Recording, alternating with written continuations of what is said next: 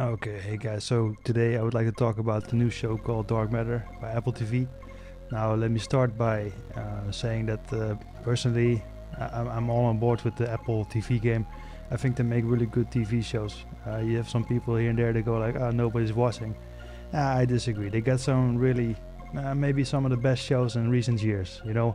I mean, sure, they're not HBO yet, right? But then again, HBO nowadays is not that good, right? Compared to before when it like joined up with Disney. First you had shows like The Sopranos, The Wire, of course, and let's not forget about Game of Thrones. And now, what do they have? Not that much, right? I think in recent years, I'd say Apple TV is making the best shows, but not so much Dark Matter. Dark Matter is I think not that good. I've only seen the first episode, so I might have to eat my words later on. But from what I've seen, it's not a good show. Let's get into it. First off, I must admit the intro. I love the intro, the way it looks, and coming up with something new is not that easy, right? Just for yourself, try to come up with a new James Bond intro. It seems not that difficult, but if you have to think of something, it hasn't been done before. A visually appealing thing to look at. It's not easy. So, respect to the people who made the intro. Good job. Now, I think first off, the main protagonist, played by Joel Edgerton, I think it's not someone who can carry a show, right? It's not like a main event guy, right? Not a headliner. I mean, I've seen him in movies, right? Like movies like the one with Jason Bateman, The Gift, right? The Warrior. I think he's good for that type of role, right? But he's not like a lead character. I think he's not appealing to look at. He doesn't have like a lot of charm. Nah, not a fan, right? I mean, he plays next to Jennifer Connelly, and I'm kind of like, man, maybe it should have been Jennifer Connelly who was like the main character in this show, because she does have a lot of charisma, right? I mean, I loved her in Snowpiercer. I loved her in Alita. I think she really developed into a headliner. I think she could be able to carry this show, unlike Joel Edgerton. Same goes for Jason Bateman. Jason Bateman would have been maybe good in this role. Maybe because of Ozark, maybe he got too expensive or something. Maybe, I don't know. But not a fan of the main protagonist.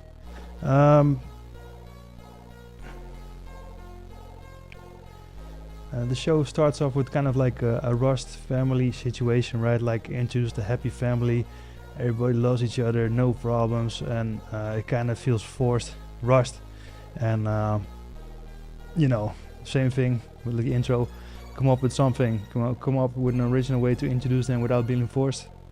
It's not easy, so that's not the biggest issue of it all. But I do kind of feel like it's kind of like the Breaking Bad vibe, right? You get this guy who's teaching at college or university. He's smart, definitely intelligent guy. Knows what he's talking about, but none of the students seem to care. They leave and nobody's like interested in what he has to say.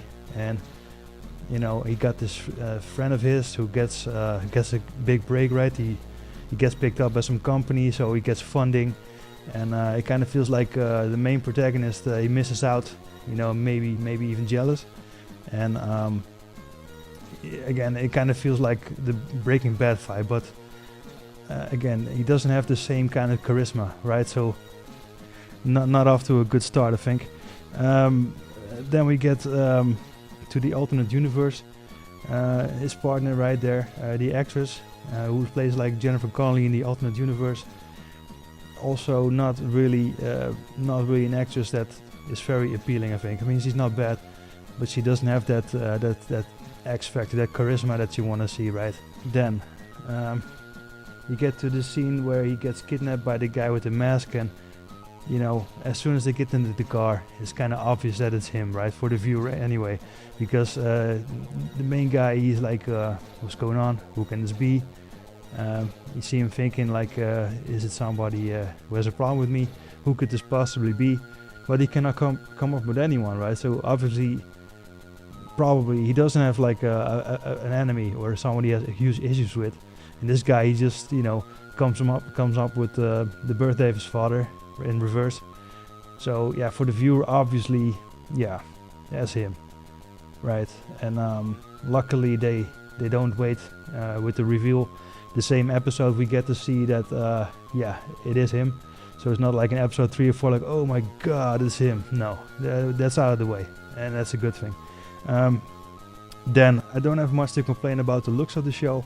I mean, the camera work is not special, it's not bad, it's not that great, but I'm just hoping that it gets better, you know.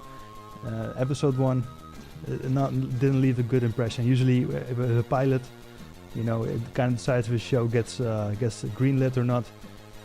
This show, I don't know how it got greenlit, you know. It kind of feels like everything's been done before. You're watching all this stuff again, right? And again, I'm kind of like surprised this is a show for Apple TV. I love mystery shows.